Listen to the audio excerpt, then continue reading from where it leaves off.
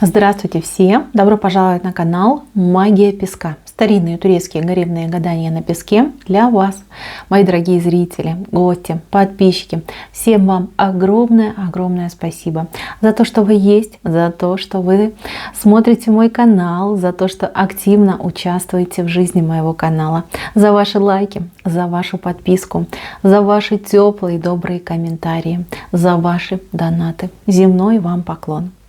Тема сегодняшней отсыпочки звучит так. Что ждет вас в скором времени? Какие события и обстоятельства будут на вашем пути, на жизненном пути? Если тема вам интересна, пожалуйста, присоединяйтесь, посмотрите на песочек и загадайте на себя. Назовите свое имя и задайте вопрос, что ждет меня в скором времени, какие события и обстоятельства повстречаются либо появятся на моем жизненном пути. Надеюсь, вы настроились. Я убираю Назар. Прошу высшие силы дать мне возможность ответить на все ваши вопросы и послать для вас только самую важную, самую нужную и самую полезную информацию. Пусть высшие силы водят моими руками, пусть укажут на то, что от нас сейчас скрыто, и на то, что мы так сильно желаем знать. Так. У вас две дороги выходят. Одна у вас дорога идет в одиночестве, а вторая идет с кем-то, в тандеме, в паре, в союзе, я бы даже сказала. То есть с кем-то вы идете. Значит, первый путь, он достаточно сложный, но этот путь вы должны действительно пройти самостоятельно. И чем, скажем так, больше вы будете над этим размышлять, либо чем больше вы будете вкладываться в этот путь, в эту дорогу, тем лучший результат вы получите. У многих это путь образования, у других это путь, например, там, собственного дела. Здесь однозначно привлекать никого не нужно, ни на кого там перебрасывать ответственность тоже не нужно. Займитесь сами вот этим делом. Это дело, оно не новое. Оно уже давно как-то, вот знаете, вот сзади у вас там за спиной стоит, да, все просится в работу, а вы все его откладываете, потому что вам страшно. Бояться здесь нечего. Здесь нужно брать и делать. Ходить и ехать, да, то есть собирать какие-то документы, идти учиться. Это нужно сделать обязательно. Потому что в этом пути, либо благодаря этому пути, у многих из вас идет очень большой рост, большой, прям какой-то колоссальный. Это может быть карьера, это может быть, не знаю, место новое по жительству, может быть даже какие-то очень выгодные предложения, богатство даже может быть какое-то. Займитесь этим делом. Вот каждый для себя знает, что у вас там за спиной стоит, да, и что вы очень уже продолжительное время просто откладываете, игнорите. Так, занимайтесь, делайте, все получится, все будет замечательно. Второй путь вы делаете в союзе, в паре, а может быть даже в какой-то, как группа, да, лиц может делать. Значит, здесь работа будет гораздо проще, работы будет меньше, потому что вы не одиноки в этом исполнении. И здесь мне очень нравится отношение людей. То есть человек как будто бы, ну не то чтобы жертвует, да, а он говорит, вот я пообещал, на меня надеются, значит, я должен сделать все, что там на себя взял, либо о чем говорил. И это будет не только ваше отношение к этому делу, но и отношение тех людей, которые вовлечены. Здесь очень, кстати, быстро все разрешится. Просто в какие-то кратчайшие сроки, и результат будет замечательный. И все будут рады, все будут абсолютно довольны. Дальше, девочки, вот кто-то у меня страдал тем, что не было ребеночка. Здесь женщина могла очень долго и мучительно, не побоюсь этого слова, лечиться, да, проходить какие-то курсы, где она только не была, в каких клиниках, в храмах, каким иконам там колени не преклоняла, какие только лекарства там не употребляла, но вот не получалось и все. И здесь даже, может быть, была мысль об усыновлении, наверное, да, либо какое-то вот безнадежное, да, что вот ну все. Ничего не происходит. Что делать? Значит, девчонки, узнаете, что беременная. Причем узнаете, на каком-то уже такой срок будет прям такой немаленький, да, это будет таким чудом, это будет такой возможностью, это будет просто небо и земля.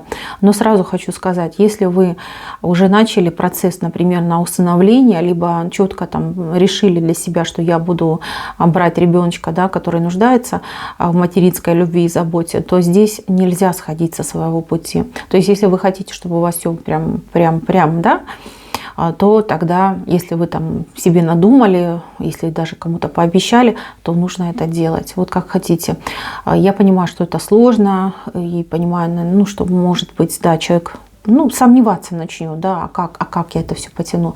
Но вот такое условие идет, да. Ну, надеюсь, вы меня понимаете. Ну, каждому, конечно, решать самостоятельно. Но ребеночек будет, вот он, видите, ребеночек будет. Вот, знаете, как подарочек идет, подарочек. И вот женщина, да, у нее, видите, вот он подарочек, а вот еще один тут присутствует, за спиной стоит побольшенький. Поэтому, девчонки, ну, я вам сказала, да. Так, дальше, девочки, у кого-то будет, кстати, да, у кого-то еще может быть ситуация, что мужчина поделится с вами ребенком, либо вы узнаете, что у вашего мужчины есть ребенок. Ну, достаточно щекотливая ситуация, потому что там ребенок, скорее всего, не очень хорошо на вас отреагирует, но с другой стороны, это временная ситуация, то есть здесь можно и договориться, и примириться, и даже подружиться.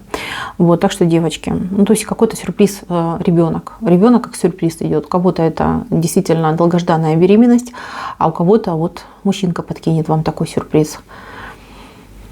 Может, там молчал, а потом скажет: вот ты знаешь, когда-то давным-давно, когда я был молод, ну и вот, пожалуйста, вот есть у меня там дочурка, либо сынишка. Как-то так может отыграться. Так, еще важный момент. Опять же таки, да, кто-то из девочек узнает, что бабушкой станет, например, да, бабушкой, тетей. Может быть, даже, ну нет, наверное, нет. Хотя скажу, может быть, это какая-то одна девушка смотрит меня, которая узнает, что стала сестрой. Там какая-то разница в возрасте будет просто колоссальная, да, вот прям конкретненько, да. Ну, Боженька дал, принимайте, это благо, это дар большой.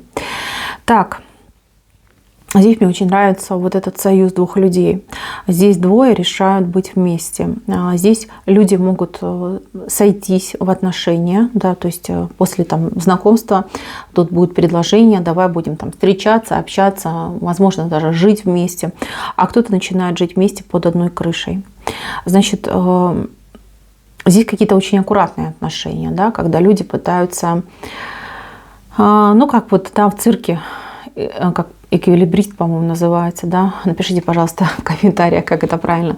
То есть человек, который ходит по канату, да, постоянно там этими веерами там себе подмахивает, да, чтобы сохранить этот баланс. Вот и у вас какая-то история. Значит, здесь от этого союза, либо от этого совместного проживания в первые несколько, может быть, месяцев будет какое-то жуткое напряжение идти, прям усталость, да, потому что оба будут играть в роли каких-то идеальных мужчины и женщины. Значит, что я хочу сказать? Во-первых, от этой идеальности вы очень быстро устанете. Это первый момент. Во второй момент, ну, это действительно, да, жить в маске, ну, не камильфо ни разу.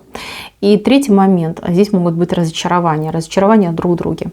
Значит, я вам советую пойти от противного. Наоборот, постарайтесь показать все свои качества, там, самые-самые вот вами нелюбимые, да, и те, которые вы считаете своими изъянами. Вот прям покажите.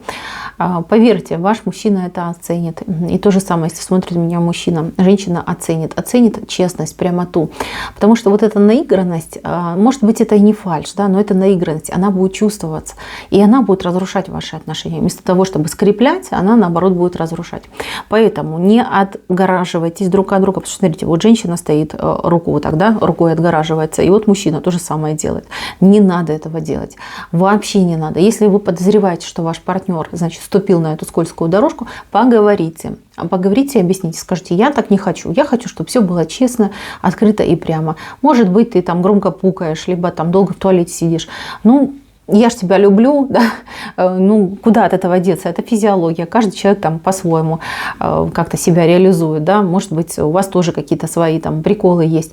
Ну, зачем этого стесняться? Зачем пытаться там на себя какие-то тени навешивать? Это самое худшее. Так. Дальше, девчонки, у кого-то может быть, ну, скажем так, срежиссированный конфликт, так скажу, потому что я вижу, что за спиной мужчины стоит какая-то женщина. Это может быть в большей степени мама, либо там бабушка, какая-то там тетя, сестра, да, женщина, которая имеет очень большое влияние на этого мужчину. Тут ну, как такое-то родство. Может быть, кстати, даже и бывшая какая-то женщина. Будьте аккуратны. Вот если вы понимаете, что что-то пошло в ваших отношениях не так, здесь не нужно ходить охать да ахать, здесь нужно прямо в лоб разговаривать. В чем причина, что произошло.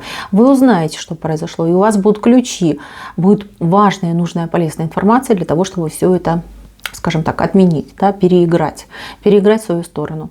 Но если вы начнете в ответ на, скажем так, на молчание мужчины тоже молчать, закрываться, обижаться, то эта дорога просто в никуда. Вот, хорошие отношения могут быть разрушены по чьей-то злой воле. Значит, пострадают двое, а один, так скажем, порадуется. Ну вот зачем вам это нужно? Вам это совершенно не нужно. И еще, девочки, хочу сказать такую вещь. Для тех, кто столкнется, либо столкнулся с ситуациями треугольников. Но от них никто не застрахован, все мы люди. Человек, он такой соблазняющийся, да. Все в жизни бывает. Бывают люди спокойные, бывают люди наглые, да, и женщины, и мужчины, все мы разные. Здесь, ну тут, опять же таки, да, момент такой идет, что, скорее всего, вот, если смотрит меня женщина, я просто как женщина, да, от лица женщины расскажу, смотрит меня женщина, допустим, ваш мужчина, спокойный человек, да, и вот найдется такая лисица, которая, ну, там, без трусов ему на лицо прыгнет, назовем это так, да, то есть, может быть, он бы и не хотел, может быть, там, и отказывался, да, но тут ну, вплоть до того, что она сама его, знаете, как принудит, заставит. Конечно, этому сложно поверить, вернее, в это сложно поверить, но так бывает. То есть там женщина достаточно опытная, знает, что делает, действует она коварно, резко, динамично, поэтому вот может быть, не дойдет до самого худшего, может это просто вот на уровне там общения, да, приставаний будет. Девочки, ни в коем случае не отворачивайтесь от мужчины. Если вы только от него отвернетесь, все считайте, что вы проиграли. А она сразу же воспользуется этой ситуацией и заберет этого вашего мужчину. Вот прям заберет, в чем есть. А потом начнет, значит, через время, когда он уже ее станет, да, требовать с вас там имущество и прочее, прочее. Поэтому, девочки, самое худшее, что вы можете сделать, это обидеться и отвернуться. Ваш мужчина, ваш муж, ваш любимый, боритесь за него. И пусть никакая лисица, да, на вашу дорожку не ступит, на ваш порог. А если ступит, то вы ей хвоста накрутите. Причем очень-очень, так знаете, конкретно, чтобы больше не повадно было этим заниматься. Я вижу, что вы женщина сильная, я вижу, что вы не робкого десятка, но вы достаточно обидчивая. И вот эта обида может сыграть с вами злую шутку. Поэтому, девочки, доспехи, да, закрываем забрало и вперед на войну. Ну, шучу, конечно, но серьезно, да, ни в коем случае не отворачивайтесь и не отталкивайте своего мужчину. Не отталкивайте, все, ваш это мужчина. Да, может быть, подскользнулся, оступился и прочее, прочее, но все мы люди, дайте еще один шанс, дайте возможность человеку оправдаться. И я вам сразу говорю, там не мужчина будет виноват, там будет виновата женщина, да, соперница. Если смотрит меня мужчина, может быть точно такая же ситуация. Опять же таки, ваша женщина, она просто стала жертвой соблазна, назовем это так. Но бывает, что жизнь она такая разная, многообразная, поэтому нужно с пониманием относиться. Так, у кого-то будут любовные отношения на работе. Достаточно теплые, яркие, но обидные. Обидные в плане том, что вы не будете их показывать. Там разные могут быть причины, может быть тоже, там, знаете, как треугольники, четырехугольники. Это не суть. Суть в том, что это будет, как, знаете, счастье украдкой. Яркие вспышки и тишина, темнота. Значит, от этих отношений, во-первых, может ребенок родиться, сразу говорю. А во-вторых, тут Положительных моментов мало. То есть положительный момент может отыграться только лишь там, может, у 10-8% всего лишь. А у всех остальных достаточно много переживаний, очень много какого-то, знаете, такого депрессионного, да, состояния может быть. Тут и совесть будет нечиста, и действительно будет обидно. Обидно за то, что нужно прятать такие прекрасные светлые чувства. Чтобы вы понимали, те, кто не попал в 10%, вам эти отношения, они по судьбе были. То есть они вам шли как испытания. Испытания, пожалуй, наверное, самое тяжелое в вашей жизни. Потому что испытания любовью, они самые травмоопасные и самые тяжело, скажем так, забываемые, да, тяжело переживаемые. Значит, мои милые, лучший случай это, конечно, не идти в эти отношения. Но я вижу, что здесь все равно что-то случится. Какие-то искры все равно они пробегут и вас спокойными не оставят. Ни вас, ни вашего партнера. Если вы уже пошли в эти отношения, ну тогда понимаете, к чему нужно готовиться. Да? Не стройте каких-то там замков в голове, не смотрите на эти отношения сквозь розовые очки. У многих отыграется так, что вы у друг друга побудете в жизни какой-то период и разойдетесь, и даже, может быть, вообще друг о друге даже какой-то момент и вспоминать не будете. А у 10% будет семья и брак. Но опять же таки, вам придется очень много всего нехорошего вынести. Тут будет и осуждение, и обсуждение, и тыканье пальцем, что только не будет. Что люди злые. Когда они видят настоящую любовь, они особо начинают беситься по этому поводу. Поэтому будьте к этому готовы. Так. Еще вижу, тут мужчина делает женщине предложение. Девчонки, у кого-то будет предложение, которого вы ждали, возможно, долгие-долгие годы. Может быть, конкретно от этого человека ждали долгие годы. А может быть, девушка до определенного возраста вообще никаких отношений не имела. Очень долго ждала, надеялась. И вот он, прекрасный рыцарь, приезжает и начинает ее добиваться. Значит, мужчина идет громкий, мужчина боевой, такой, знаете, вот настоящий император, хочется сказать, мужик, прям мужик со всеми вытекающими. Неспокойная душа, сразу хочу сказать, требовательный очень сильно и такой, знаете, любит, чтобы ему подчинялись. Значит, девочки, что хочу сказать. Если бы не вот этот его характер, да, не вот это его поведение, но не стали бы вы с этим мужчиной, да, общаться, и уж тем более не пошли бы за него замуж. Этот человек вас нахрапом возьмет, по-другому вы не дадитесь. Даже при всем при том, что вы хотите семьи брака, да, но вот такая вы переборчивая, да, очень... Нет, это не переборчивость, это, знаете, осторожность. Вы очень осторожная дамочка. Поэтому вот именно такой человек, да, именно такой кандидат идет. Знаете, со временем он станет подобрее, поласковее. Когда он убедится, что вы его женщина, что вам можно абсолютно доверять, что вы никуда там не взбрыкнете от него, мужчинка начнет меняться, мужчинка начнет добреть. Кстати, сразу хочу предупредить насчет этого мужчины. Он может какие-то проходить изменения во внешности. Может быть, он так подобреет, пополнеет, да? Может быть, наоборот, мужчинка похудеет. Вот он будет меняться, его отношения будут меняться. Я вижу, что у вас все неплохо сложится. Главное, чтобы вы ему особо не перечили. Девочки, можно по-разному свое выбить, да, либо навязать свою точку зрения.